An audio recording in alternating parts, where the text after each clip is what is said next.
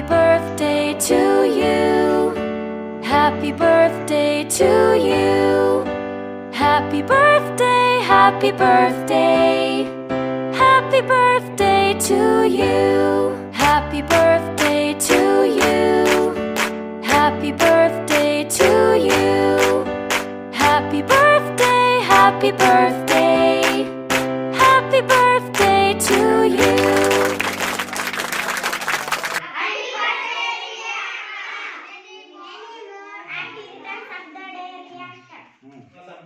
అధ్యక్షుడు శ్రీ రామూర్తి గారి మనవరాలైనటువంటి రియా గారి బర్త్డేను మన ఆదివాసీ గ్రామమైనటువంటి తలమల పాఠశాలలోని పిల్లల మధ్య జరుపుకుంటున్నారు. వారికి మా పాఠశాల తరఫున, పాఠశాల పిల్లల తరఫున, గ్రామం తరఫున వారి మనవరాలకు జన్మదిన శుభాకాంక్షలు తెలియజేసుకుంటున్నాం. ఇప్పుడు మన అందరం పిల్లలందరూ రియాకు జన్మదిన శుభాకాంక్షలు చెప్పాలి. హ్యాపీ బర్త్డే రియాక. Many more happy returns of the day. Ramurthy గారు ఇలాంటి కార్యక్రమాలు ఎన్నెన్నో మన పాఠశాల పిల్లల మధ్య జరిపించాలని కోరుకుంటూ వారికి ప్రత్యేక అభినందనలు తెలియజేస్తున్నాం. ఓకే, కనబడుతుంటారు ఇలా.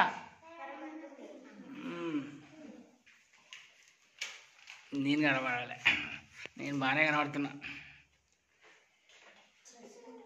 ఈరోజు పుట్టినరోజు జరుపుకుంటున్న రియక్క ఎవరు అనుకుంటున్నారు? మనకు ఎన్నో సేవలు అందిస్తూ మొదటి నుండి కూడా మన ఆదివాసీ గ్రామాన్ని దత్తత తీసుకున్నట్టుగా ఏ రకంగా ఏ కష్టం వచ్చినా ఏ బాధ వచ్చినా మనకు ఆసరవుతూ, ముఖ్యంగా విద్యార్థులకు అన్ని రకాల పెన్నులు కావచ్చు, పెన్సిల్ కావచ్చు, మనకి ఏ అవసరం వచ్చినా మేమున్నామంటూ ముందుకొస్తూ మన అవసరాలను తీర్చు మనం ప్రోత్సహిస్తున్న గణేష్ సేవా సమితి అధ్యక్షులు శ్రీ రామూర్తి గారి మనవరాలు రియక్క పుట్టినరోజు ఈరోజు.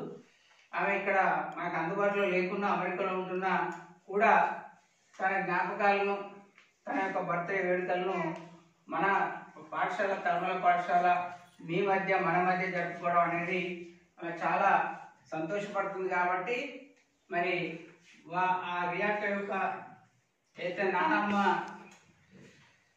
కావచ్చు, లేకుంటే తాత కావచ్చు, వాళ్ళు మనకి ఇవన్నీ పంపించారు.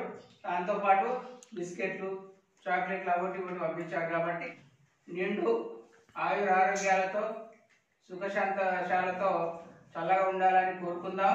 అదేవిధంగా భవిష్యత్తులో గొప్ప స్థాయిలో ఉండి మనకు మరెన్నో సేవలు అందించాలని కోరుకుంటూ మనం ఆ అక్కకు బర్త్డే విషయం చెప్తామా? హార్దిక జన్మదిన శుభాకాంక్షలు అక్క అని చెప్పండి.